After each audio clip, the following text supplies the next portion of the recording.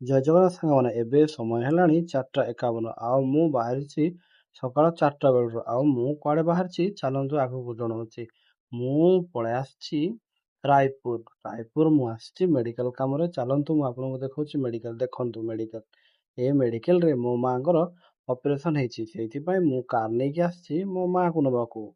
ମେଡ଼ିକାଲଟା ବହୁତ ବଡ଼ ଅଛି ଆଉ ଭିତରୁ କିଛି ଏଭଳିଆ ଦିଶୁଛି, ହେଲେ ମୋ ମାଆଙ୍କର ଆଡ଼ମିଟ୍ 6th ଫ୍ଲୋରରେ ଅଛି। ତ ଆମେ ବାହାରି ପଡ଼ିଲୁ ଲିଫ୍ଟରେ, କାହିଁକି ନା ସିଡ଼ିରେ ଚାଲିକି ଏତେ ଉପରକୁ ଯାଇହେବନି। ତ ଆମେ ଲିଫ୍ଟ ସାହାଯ୍ୟରେ ପଳାଇଲୁ 6th ଫ୍ଲୋରକୁ। ଏବେ ଆମେ ପହଞ୍ଚିଗଲୁ 6th ଫ୍ଲୋରକୁ।